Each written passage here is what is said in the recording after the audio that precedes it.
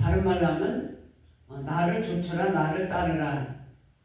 그것은 뭐냐? 우리가 예수 믿는 신앙생활을 한다는 의미죠. 우리가 예수를 믿을 때에 신앙생활을 할 때에 그냥 순탄하게 신앙생활을 하면 얼마나 좋겠어요. 근데 우리가 신앙생활을 할 때에 또 어떠한 하나님의 일을 할 때에 분명히 방해꾼이 있다. 오늘 엘리사가 엘리야를 따르는 그 과정 가운데서도 방해꾼이 있어요. 장애물이 있다는 얘기죠. 어떤 일을 할 때 신앙생활뿐만이 아니라 우리가 어떤 일을 할 때 그냥 모든 게 그냥 순탄하게 잘 되면 좋겠지만 분명히 어떠한 문제가 생기거나 또 어떠한 또 장애가 있거나 그런 일들이 생긴단 말이죠.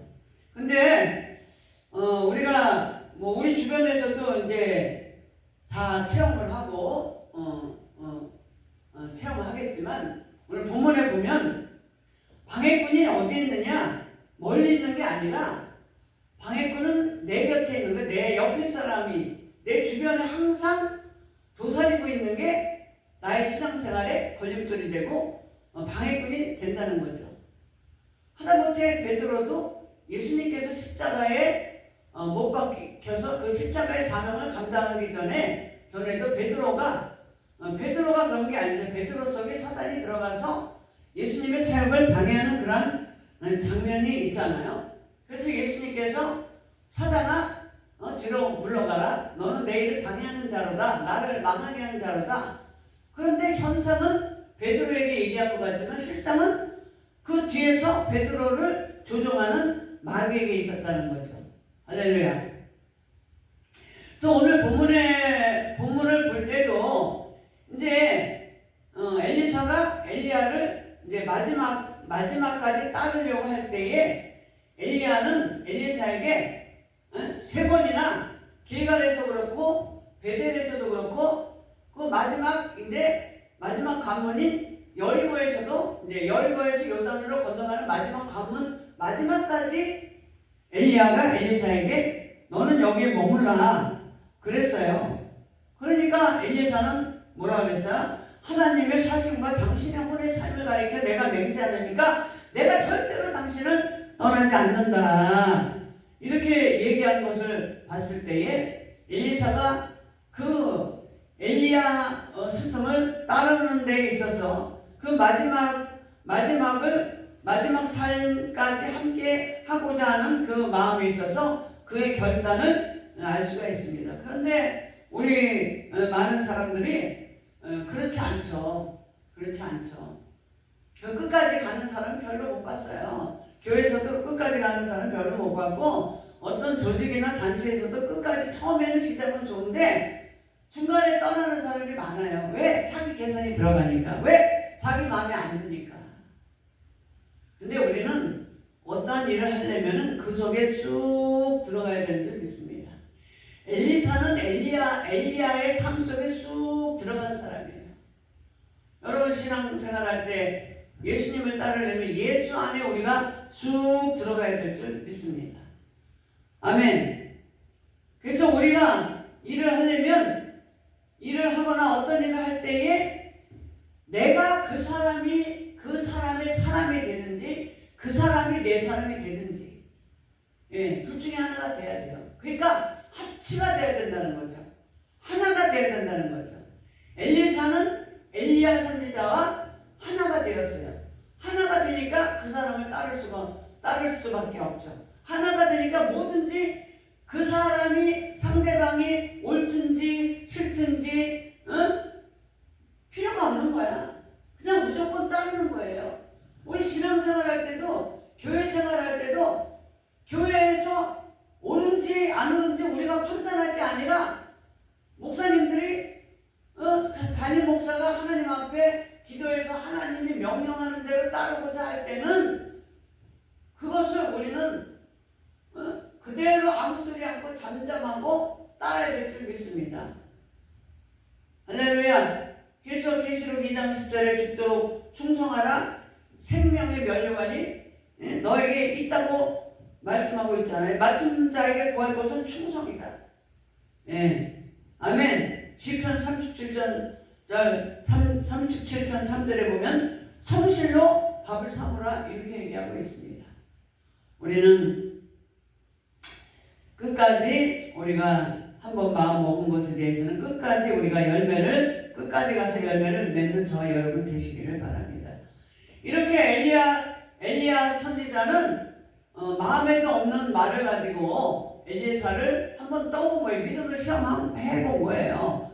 그런데 그 믿음을 시험한 그것이 내적인 나의 장애물이다. 예, 때로는 하나님이 우리의 믿음을 시험해 보려고 그 길을 가는 데 있어서 방해 공작을 필 때가 있어요. 문제를 주거나 고난을 주거나 그럴 때. 그러나 우리는 믿음으로 이러한 장애물을 넘어가야 될 줄 믿습니다. 그 다음에 어떠한 외적인 요소가 있느냐? 항상 늘 내 곁에 있던 내 동료들이 엘리사에게 스승이 내가 스승님을 따라가는 데 있어서 장애가 되고 이번에는 따라가는데 누가 장애가 되느냐? 나와 같이 공부하는 생도들이 장애가 되는 거예요. 방해가 되는 거예요. 그 생도들이 뭐라 그랬어요? 야, 이제는 엘리야 선지자를 내 머리에서 취하니까 따라갈 필요가 없다. 계속 그러는 거예요. 그러니까 엘리사가 뭐라 그랬습니까? 나도 아노니 너희는 잠잠하라. 그렇게 우리가 신앙생활 할 때에 외적으로나 내적으로나 나를 방해하는 그런 사람들이 있어요. 그러나 우리는 믿음으로 이것을 떨쳐내고 우리가 하나님을 예수를 듣는 저와 여러분이 되어야 될 줄 믿습니다. 아멘. 그런데 우리가 이것을 볼 때에 이 엘리사는 스승 엘리야 선지자가 따라오지 말라고 했을 때 나는 끝까지 따라가겠습니다. 그리고 생도들도 따라갈 필요 없다. 이제는 엘리야 선지자는 이제 곧 죽을 사람이다. 하나님이 데려가실 사람이다. 그랬을 때 나도 아노니 너희는 잠잠하라. 그러면서 묵묵하게 끝까지 유다까지 따라갔어요. 그러면 우리가 겉으로 볼 때는 끝까지 따라갔어요. 겉으로 볼 때는 방해꾼들이 누구냐? 장애물이 누구냐? 엘리야 스승과 또 나와 같이 공부한 생도들이 장애물이 될 것 같지만 실제 장애물은 뭐냐? 나라는 거죠. 내 자신이라는 거죠. 내 마음 가운데에 그런 결단과 또 순종하고자 하는 또 끝까지 엘리야 선지자를 따라가고자 하는 마음이 있었는데 엘리야 선지자가 따라오지 말라 그러니까 포기할 수도 있고 생도들도 바보처럼 왜 따라가느냐? 그렇게 조롱하니까 이거 뭐 하는 거야 내가? 그러면서 따라가지 않을 수가 있어요. 그러니까 영적 전쟁은 밖에서 치러지는 것 같지만 실질적인 영적 전쟁은 내 안에서 치러진다. 그러니까 사도 바울도 로마서에 오호라 나는 공고한 자로다. 이 사망의 몸에서 내가 어떻게 벗어났냐 이렇게 탄식을 한 것처럼 항상 우리는 선택의 기로에 서서 선이냐 악이냐 하나님의 뜻이냐 내 생각이냐 그 선택의 기로에 서서 항상 영적 전쟁을 치르는 거예요. 근데 우리가 분명히 알아야 될 것은 상황을 바라보면 안 된다는 거예요. 상황을 바라보면 안 되고 문제를 바라봐도 안 된다는 거지. 처음에 초심이 어떠냐? 처음에 내가 무엇을 가지고 결단을 했느냐? 내가 어떤 생각을 가지고 시작을 했느냐? 초심으로 돌아가 보면 아는 거예요. 혈루증 여인도 초심이 어땠어요? 처음 마음이 예수의 옷가에 손만 대어도 내가 나음을 이룰 것이다 라는 그 촉이 있었잖아. 촉이 뭐야? 성령의 인도하심이 촉이잖아요.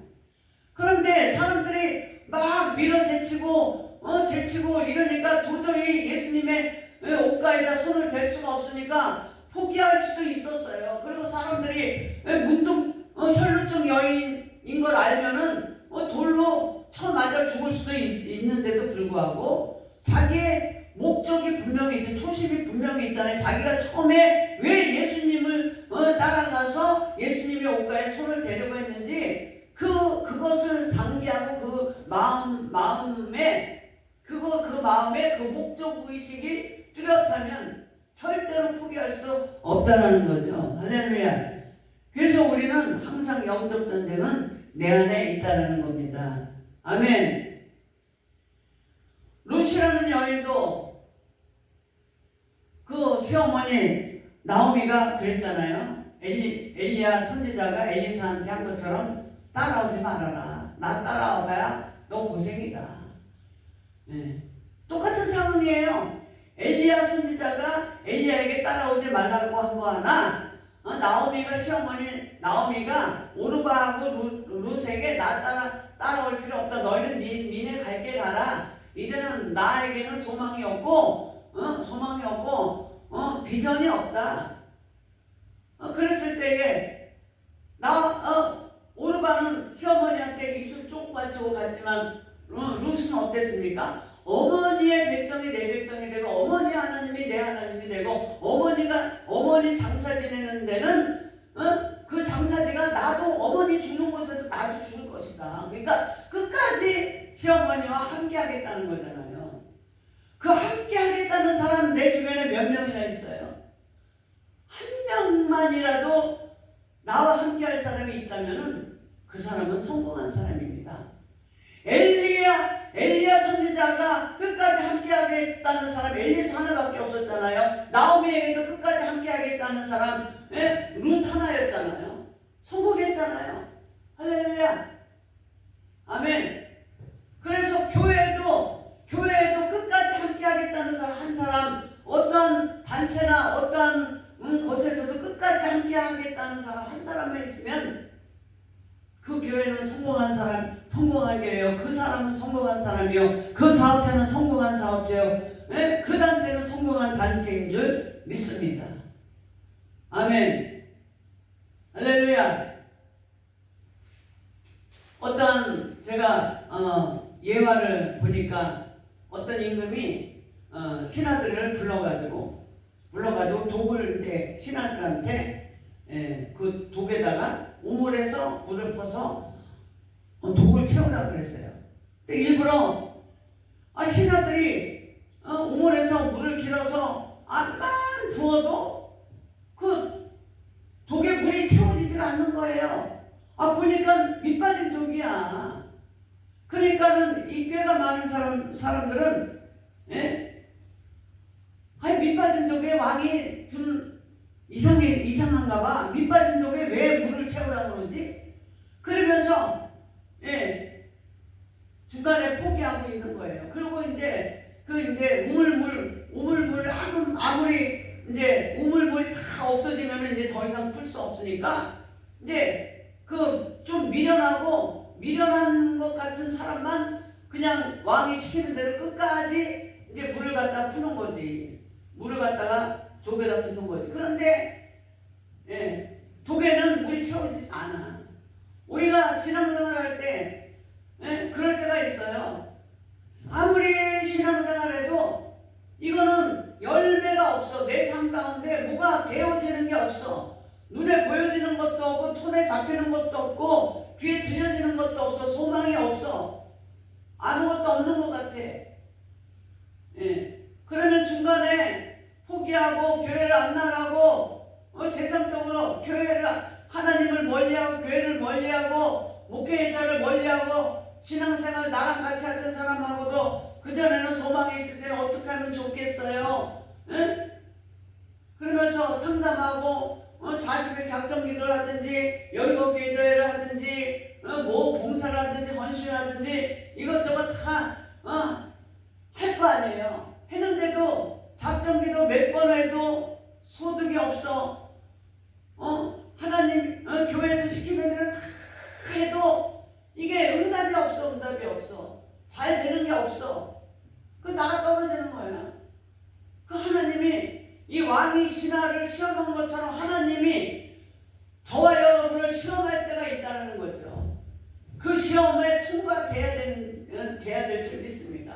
이 신화는 끝까지 우물물을 퍼서 이 우물에 물이 마를 때까지, 물이 없어질 때까지 그 우물물을 퍼서 보니까는 그 밑에 우물을 이제 더 이상 없어서 우물을 들여다보니까 금덩어리가 있는 거예요.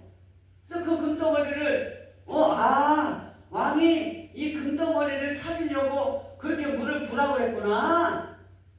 밑빠진 독을 왜 밑빠진 독에다 부라고 그랬어요? 밑빠진 독이래야 그 우물물이 다 빠질 때까지 부을 거 아니에요. 그 밑이 빠지지, 구멍이 깨지지 않은 독이라면은 그냥 채워지면, 그 중간에 채워지면 끝났다고 그럴 거 아니에요. 그러니까 일부러 신하가 왕의 신하들에게 밑빠진 독에 물을 부라고 할 거예요. 그 금을 발견하기까지. 그래서 금을 왕에게 갖다 주니까 왕이시여, 금이 여기 있습니다. 그랬더니 왕이 그 금을 너 가져라, 그런 거예요. 그런 것처럼 우리 신앙생활 가운데에 밑빠진 독 같은 그러한 상황이 벌어질 때가 있습니다. 근데 이런 것을 우리가 영적으로 살펴보면, 할렐루야, 내 안에 있는 예수를 발견하려면 그 신하가 우물 안에 물을 다 뺐을 때에 금을 발견한 것처럼 내 안에 있는 영적인 그 물들을 다 빼버렸을 때에, 황금 덩어리 같은 예수님을 발견하는 줄 믿습니다. 내 안에 상처, 거짓의 영은 어떤 영이에요? 거짓의 영이 엄청, 이 거짓말하는 영이 엄청 무서운 게 뭐냐면 미혹시키고 분열시키고 부정적인 생각을 주고 염려와 걱정과 근심과 불안과 초조와 두려움을 주는 게 거짓의 영이야. 그러니까 거짓의 영은 그게 굉장히 아무것도 아닌 것 같지만 거짓의 영이 우리에게 주는 그 결과가 아주 험악하고 비참하고 아주 안 좋은 악한 상황으로 이끌어 나갈 수가 있어요. 오늘날 우리 한국 교회, 한국 사회에 불어닥친 거짓의 영의 바람 때문에 이 나라가 이렇게 그냥 각종 그 매스컴에 미혹되고 유튜브에 검증되지 않은 사실들이 사실인 것처럼 다 들려지고 보여지니까 그것이 이 검증이 되지 않은 사실들이 난무하고 또 진짜가 나오는데도 그것을 또 믿지가 않는 이러한 세태가 있어요. 지금 사탄 마귀가 한국교회에 거짓의 영을 뿌려서 우리를 사망 가운데로 이끌어가는 거예요. 아합왕이 거짓의 영이 하나가 들어가서 아합왕이 죽은 것처럼 한국 사회는 거짓의 영을 다 물리쳐야 될 줄 믿습니다. 그러니까 한국 사회라는 게 대한민국이라는 우물에 그러한 물을 다 퍼냈을 때에 금덩어리를 발견한 것처럼 우리 안에 있는 내 안에 있는 상처나 거짓의 영이나 음란이나 이러한 악한 것들, 더러운 것들, 저주받는 것들을 다 퍼냈을 때에 예수 그리스도를 발견할 수 있고, 할렐루야. 우리 또 이러한 것들이 우리 사회 가운데, 우리나라 가운데에 거짓의 영이나 상처의 영이나 시기 질투 자격지심을 주는 상처의 영이나 음란의 영이 이 나라, 이 대한민국이라는 우물 속에 있는 물이 다 빠져나갔을 때에 진정한 하나님께서 주시는 평화가, 화평이 또 복음 통일이 이루어지는 줄 믿습니다. 할렐루야. 아멘. 그렇기 때문에 영적인 전쟁, 우리를 방해하는 그 방해꾼은 바로 어디에 있느냐? 외부적인 요인인 것 같지만, 외적인 요인인 것 같지만, 내 안에 내가 정말 그 한국 사회 가운데 있는 것처럼 내 안에 있는 그 더러운 우물물들을 다 끄집어냈을 때에 진정한 예수님을 만나는 줄